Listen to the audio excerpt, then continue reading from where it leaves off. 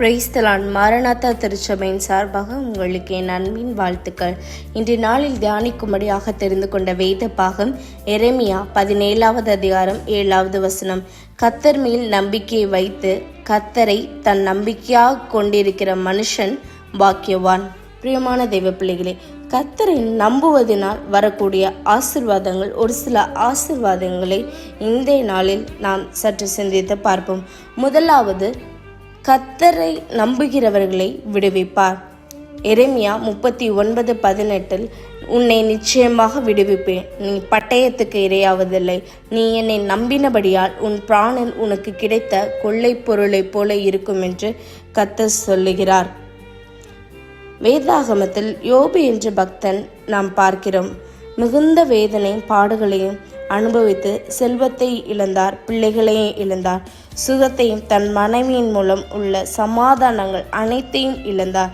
தன் பிரச்சனையை யாராலும் புரிந்து கொள்ளாத நிலையில் அவர் என்னை கொன்று போட்டாலும் அவர் மேல் நம்பிக்கையாய் இருப்பேன் என்று யோபு 13வது அதிகாரம் 15வது வசனத்தில் தன் நம்பிக்கையை வெளிப்படுத்தினதை பார்க்கிறோம். இந்த யோபுவை கர்த்தர் விடுவித்தார், இரட்டிப்பான ஆசீர்வாதங்களையும் அருளினார். பிரியமான தெய்வ பிள்ளைகளே, நெருக்கத்திலும் எல்லா பிரச்சனைகளிலும் கர்த்தர் மேல் நம்பிக்கை இருக்குமானால் நிச்சயமாக தேவன் நம்மளையும் விடுதலை ஆக்குவதுடன் முன்னிலைமையை பார்க்கிலும் பின்னிலைமை மிகுந்த சிறப்படைய செய்வார். இரண்டாவதாக பார்க்கும் பொழுது, கர்த்தரை நம்பும் பொழுது நம்மளோட வாழ்க்கையில் உயர்ந்த அடைக்கலத்திலே வைக்கப்படுவதை பார்க்கிறோம். நாம் கர்த்தருடைய வாழ்வில் நம்பும் பொழுது உயர்ந்த அடைக்கலத்திலே வைக்கப்படுவதை பார்க்கிறோம். நீதிமொழிகள் 29:55 கர்த்தரை நம்புகிறவன் உயர்ந்த அடைக்கலத்திலே வைக்கப்படுவான். கர்த்தரை நம்பி தப்புவிக்கப்பட்டு ரட்சிக்கப்பட்டு நாம் அனுதினமும் அந்த ரட்சிப்பில் பாதுகாக்கப்பட வேண்டும். இந்த ரட்சிப்பில் பாதுகாவல் கர்த்தரே நான் நம்பும்போது நமக்கு தரப்படும் என்று நாம் பார்க்கிறோம். ஒரு முறை எனக்கு தெரிந்த ஒரு நபர் சாட்சி சொன்னாங்க. ஒரு முறை ஒரு சில வாலிபர்கள் குற்றாலத்தில் மலை மீது உள்ள நீர்வீழ்ச்சி அருகில் தங்கி இயேசு கிறிஸ்துவை பற்றி தியானித்தாங்க. அந்த சமயத்தில் கிறிஸ்து தன் வாழ்க்கையின் நம்பிக்கையாய் கொண்டிருந்த ஒரு வாலிபன் சாப்பாட்டு காரியங்கள் எல்லாம் பொறுப்பேற்று முடிச்சதுக்கப்புறம் கை கழுவி வர போயிருந்தாங்க. அவன் வலிக்கு கீழே விழுந்து பல 100 அடிகளுக்கு கீழாக விழுந்து அவர் தப்பிக்க பிழைக்க முடியாத அந்த கடல்ல அவர் விழுந்துட்டாரு. இவன் மறுத்திருப்பான் என்று தேடினாங்க. ஆனா கர்த்தரை தன் நம்பிக்கையாய் கொண்ட அந்த மனிதன் கர்த்தருடைய கரம் பாதுகாத்து ஒரு கற்பாறையின் மேல் அமர செய்தது. தீயணைப்பு படையினர் அந்த மனிதனை மீட்டாங்க. சில மணி நேரத்துக்கு அந்த இடத்துல இருந்து அவங்கள அக்கறைப்படுத்தினாங்க. இதே போல கர்த்தரை தன் நம்பிக்கையாக வைத்த தெய்வ மனிதர்களுக்கு சாட்சியை பல்லாயிரக்கணக்கில் நம்ம பார்க்க முடியும். ஒரு வாழ்க்கையில் இதைவிட மேலான பாதுகாவலை யாருமே தர முடியாது. அன்பின் கரம் நீட்டப்பட்டு கொண்டே இருக்கிறது.